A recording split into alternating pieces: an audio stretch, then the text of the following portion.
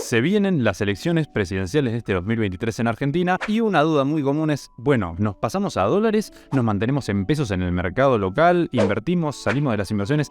¿Qué hacemos? Así que vamos a ver qué nos dice la historia.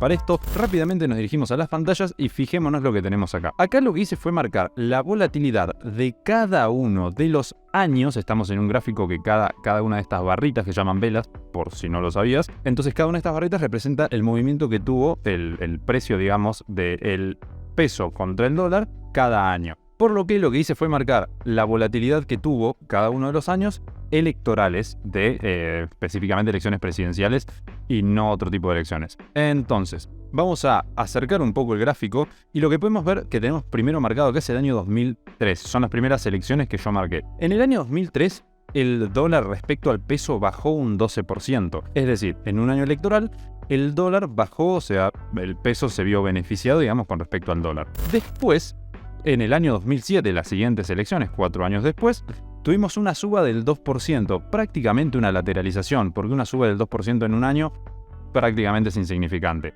En el 2011, este valor empieza a aumentar, llegando ya a un 8%, para finalmente en el 2015, que son prácticamente las anteúltimas elecciones que tuvimos hasta ahora, una suba del 50%. Ahora sí, llegando a las últimas elecciones, que son las del año 2019, el dólar tuvo una suba del 60%, prácticamente del 59%, en ese año. Conclusiones que podemos sacar de estos datos que estamos analizando de forma rápida. Bien, hace algunos años las elecciones tal vez no afectaban tanto la volatilidad del dólar con respecto al peso. A partir del decaimiento económico que fuimos teniendo a nivel país, bueno, entonces en ese caso empezaron a aparecer las restricciones, los cepos, etcétera, y de esta forma el dólar se fue empezando a disparar cada vez más, llegando a tener prácticamente una asíntota vertical, un valor en el cual el precio no va a llegar nunca y tiende a seguir subiendo en vez de alcanzar ese número. Términos matemáticos no importa. En definitiva, ¿qué es lo que podemos esperar? Básicamente, es poco probable que las elecciones de este año tiren el precio del dólar hacia abajo. Es algo que probablemente no se vaya a ver independientemente de qué partido gane. Acá no nos vamos a meter en política. Sin embargo, como decía recién, gane quien gane, lo más probable es que el dólar no baje.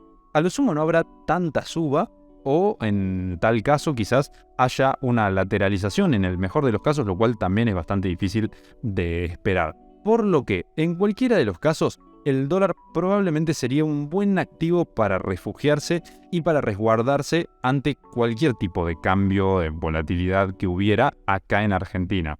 Para los que nos preguntan de, che, ¿puede haber un corralito nuevamente? La realidad es que esas cosas siempre pueden pasar, o sea, no podemos prever el futuro, sin embargo es muy poco probable que eso se vuelva a repetir. Otra cosa que hay que tener en cuenta es que el gráfico que veíamos recién era el del precio del dólar oficial, el cual está bastante limitado por el cepo. Si hubiéramos visto un gráfico del dólar libre, el cual no es tan fácil de encontrar y por eso es que no lo mostramos, entonces, si hubiera un gráfico de ese tipo de dólar, entonces probablemente veríamos un precio disparándose muchísimo más fuertemente en estos últimos años. En definitiva, lo que podemos esperar es una suba del dólar y probablemente sea una buena manera de resguardarte. Sin embargo, ya sabes, acá no damos asesoría financiera, no te estamos diciendo qué hacer con tu dinero, eso ya depende de vos y de lo que más cómodo te siente.